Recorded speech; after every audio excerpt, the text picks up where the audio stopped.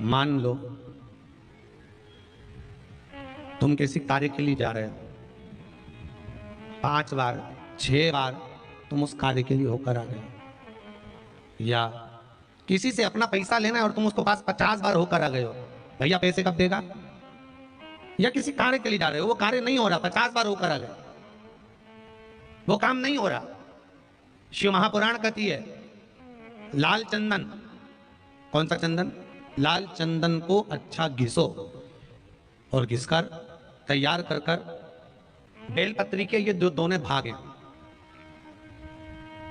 दर्शन हो रहे हैं आप लोगों को? लाल चंदन घिसो और घिसकर बेलपत्री के ये दोनों भाग हैं, दोनों पत्तियां जो नीचे की हैं, इसमें उस चंदन को लगा लीजिए।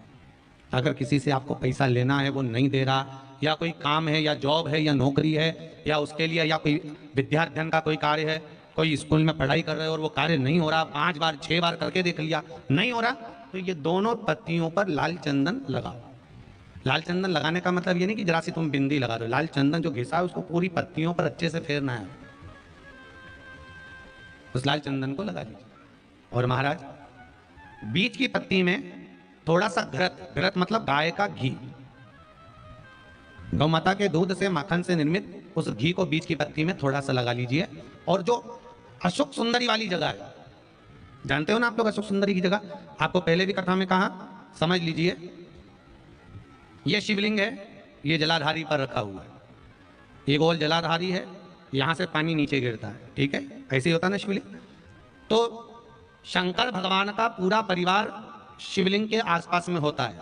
शंकर भगवान के 13 बच्चे हैं। कितने बच्चे हैं शिव जी के? 13 बच्चे, पूरे 13 के 13 बच्चे और धर्म पत्नी शिव जी की शिवलिंग के आसपास में है।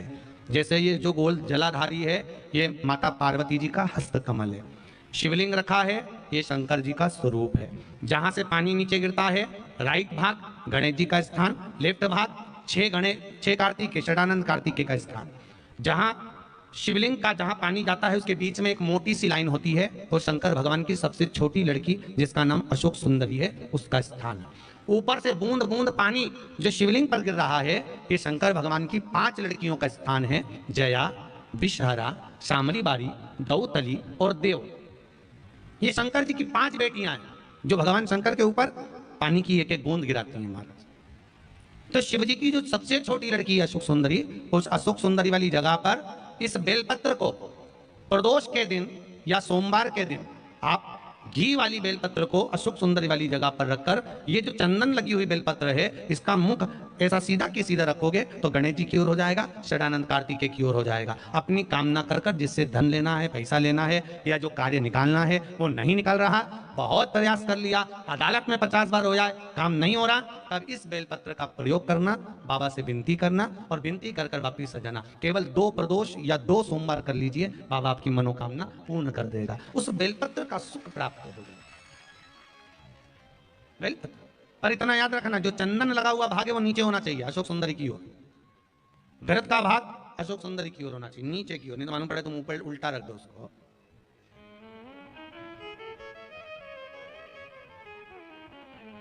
शिव स्मरण में यही चीज विवाह में भी कार्य आती है।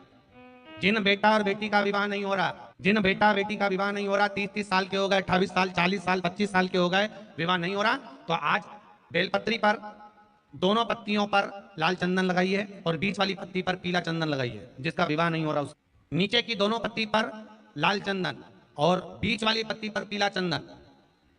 महाराज पीला चंदन लगाने के बाद में जो लाल चंदन है, उस लाल चंदन से 7 बिंदी पीले चंदन वाली पत्ती पर लगवा दीजिए। जिस लड़का लड़की का विवाह नहीं हो रहा उससे लाल चंदन की 7 बिंदी लगवा दीजिए, और लगवाकर जहां पर अशोक सुंदरी का स्थान है वहां पर उस बेलपत्री को उसका नाम और गोत्र बोलकर, जिस व्यक्ति का विवाह नहीं हो रहा नाम और गोत्र बोलकर, आज रात्रि के समय पर या आज शाम के समय पर उस बेलपत्र को भगवान शंकर की अशोक सुंदरी की जगह पर चढ़ा दो और बाबा से विनती कर लो, बाबा मेरा मंगल विवाह हो, ऐसा निवेदन कर लो। 3 महीने के अंदर विवाह पक्का, भगवान विवाह पक्का करा ही दे। जिसका विवाह नहीं हो शादी बेलपत्री का प्रयोग, पर दोनों में अंतर है घृत का और पीले चंदन का। 7 बिंदी लाल चंदन की जब पीला चंदन लग जाए 7 बिंदी लाल चंदन की उससे लगवाओ जिसका विवाह करना है, जिसका विवाह नहीं हो रहा उससे लगवाइए और फिर भगवान को समर्पित कर दीजिए। आपके जीवन में ऐसा लगने लगे कि हाँ बहुत कष्ट है, कर्जा भी बढ़ गया, तकलीफें भी बढ़ गई, बहुत दुख भी बढ़ रहा है, कहीं परिवार सही नहीं चल रहा है, तो प्रयास करते रहा करो। हफ्ते में एक बार एक चावल का दाना जल के पात्र में डाल लिया, एक काली मिर्च जल के पात्र में डाल ली और उस जल को ले गए, थोड़ा सा चंदन का चींटा डाल दिया, ले जाकर शिव जी को समर्पित कर दिया। शंकर को जल चढ़ाने के लिए 5 स्थान हैं जहां शिव को जल चढ़ाया जाता है और शंकर उस जल को स्वीकार करते हैं, जिसको पंचगंगा कहा गया। 5 स्थान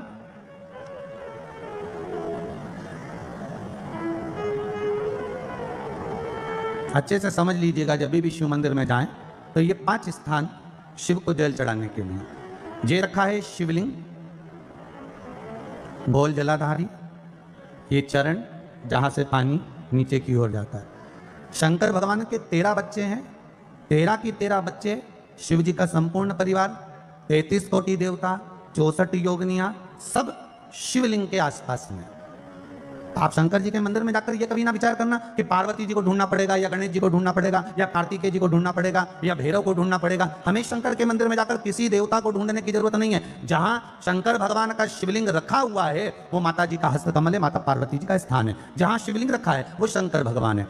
जहां जलाधारी है उस जलाधारी के पास में जहां पानी बहता है बीच में अशोक सुंदरी का स्थान है। जहां से पानी बह रहा है उसका राइट भाग वहां गणेश जी का स्थान है, लेफ्ट भाग कार्तिकेय जी का स्थान है। शंकर भगवान के ऊपर जो जल गिर रहा है वो शंकर भगवान की 5 लड़कियां, जया, विषहरा, शामली बारी, दौतली, देव, ये शंकर जी की 5 बेटियां ऊपर हैं। जहां से पानी बहकर उस निकासी से, जहां नाली बनी रहती है, पानी जहां से निकलकर बाहर मंदिर के जा रहा है वो 33 कोटि देवताओं का स्थान है। इसलिए सारे